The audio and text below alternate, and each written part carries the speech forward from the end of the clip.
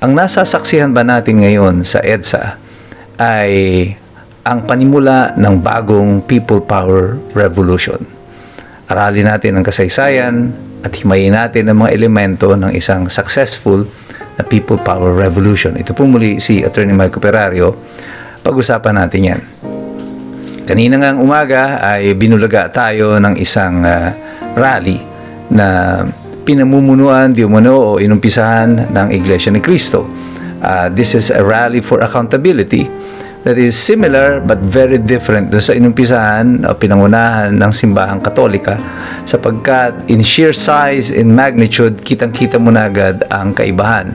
Yung mga dumalo doon sa rally ng sponsor di umano ng White Ribbon Movement, kasama dyan ng mga simbahang Katolika at ilan pang mga organisasyon. Karamihan ay nakita natin mga anti-Duterte at mga nandun sa mga dilawan, mga bahagi ng extreme left.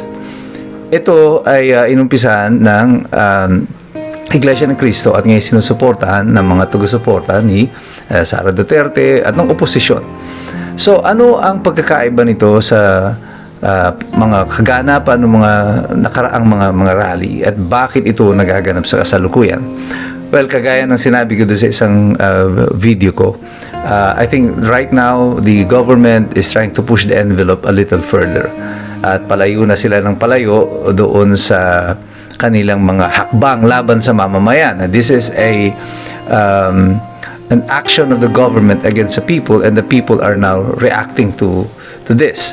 At sa pag-react po ng mamamayan na ito ay kitang-kita ang partisipasyon siyempre ng Iglesia ni Cristo, because there are three important elements in a People Power Revolution. Number one is the church. Number two is the people.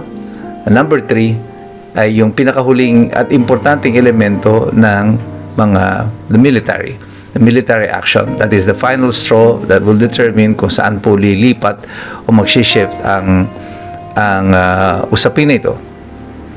Dito sa kasalukuyan, makikita ninyo that the first element is present. Andyan po yung Iglesia ni Cristo. That is still a church. Yung mga political analysts or political strategists ng administrasyon probably have figured out na ang element of the church, involvement of the church, ang iniisip nila dyan is the Catholic Church. Basically, this administration has neutralized the Catholic Church. It has become irrelevant in this fight against corruption. Kasi makikita ninyo yung simbahan sa pamamagitan ng kanilang mga tumatayong spokesperson, yung si Robert Reyes at saka yung si Father Flaby. Parang sila na ang naging official spokesperson ng simbahan, kasi hindi naman sila kinokontra ng simbahang Katolika as an institution. May mga ilan-ilan na mga pari at mga obispo na hindi sumusuporta dito sa posisyon ng dalawang pari na ito.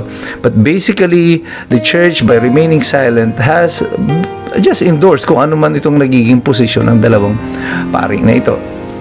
Now, I think this is where the mistake is being made by this administration in assuming that by neutralizing the Catholic Church that yung people power will no longer happen.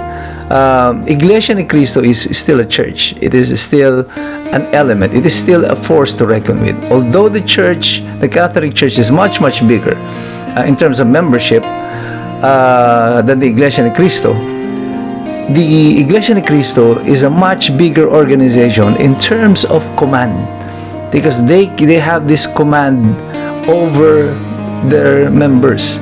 That is something that the Catholic Church doesn't have. As a matter of fact, there is no such thing as the Catholic vote. Hindi nga po pwede nakakapag-endorso ang Katoliko, ang simbahang Katoliko, kasi nga hindi naman susunod ang mga miyembro at may sarili silang sinusunod dyan. Sa Iglesia ni Cristo, at least if not 100%, probably more than 80% of the members will follow kung ano yung sinasabi ng kanilang mga pinuno sa simbahan. So the first element is there. The second element of the people is there because may tao ang Iglesia ni Cristo. Marami sila. Estimated yan, probably around 5% or even more of the population of the Philippines are members of the Iglesia ni Cristo, and that number is constantly increasing. And so technically you have around between 5 probably to 10 million Filipinos that can be mobilized, and kasama pa dyan yung mga faithfuls ng Duterte camp, yung mga supporters, yung mga DDS at tinatawag nila. These are people that are not being paid pero kumikilos ng sarili nila, which is not so pagdating doon sa kampo ng administrasyon, kasi yung mga tao doon parang nasanay na ng bawat kilos mayroong bayad. And the administration sa mga nakalipas na taon, simula nung pag-aresto kay Rodrigo Duterte, mapansin niyo, they have escalated this pressure game. Pinipressure na nila ang opposition, arresting Rodrigo Duterte, attempting to arrest si Bato de la Rosa, now filing a case against kay Marcoleta supposedly, tapos pressure kay Senator Villanueva, pressure kay Chis Escudero. And at times it is working, and they're trying to push the envelope a little further. At kung sinasabi ko nga, kung pwede nilang gawin ito sa mga taong kagaya nila ng mga senador na meron namang kapangyarihan, na meron namang mga impluensya, ano kaya ang pwede nilang gawin sa mga mamamayan na kagaya natin na ordinaryo lang? Siyempre, matatakot tayong lahat. That is normal. It is normal for us to fear.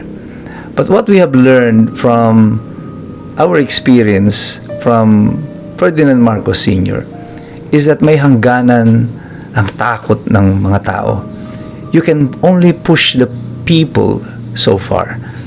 Meron pong hangganan ang takot na nararamdaman ng mamamayan. Dadating ang panahon na yan na ang takot ng mga tao ay magiging hikbi. Ang hikbi ng mga mamamayan eventually magiging luha, magiging iyak. At ang iyak na yan, magiging tinig. At ang tinig ng mamamayan, magiging panindigan. At pag naging panindigan na yan, ang panindigan na yan, magiging kilos. At ang kilos, ito ang magiging kapangyarihan. And this is where this administration has gravely miscalculated on the Filipino people. Masyado niyong minemenos ang mga Pilipino at inakala na ninyo na dahil sa pang-aabuso, sa kapangyarihan, sa pananakot, sa pagpapakita ng kayamanan ay susunod na ang mga mamamayan sa inyo at kailanman ay hindi na papalag. Sabi ko nga kanina, may hangganan ang takot ng mamamayan at ang hangganan na yan palapit na ng palapit sa kanyang sukdulan. Kaya tayong lahat, patuloy lamang po tayo sa ating pakikilaho, sa ating pagmamasid, sa ating pag-aaral. Tandaan ninyo, mahirap makialam ng taong walang alam.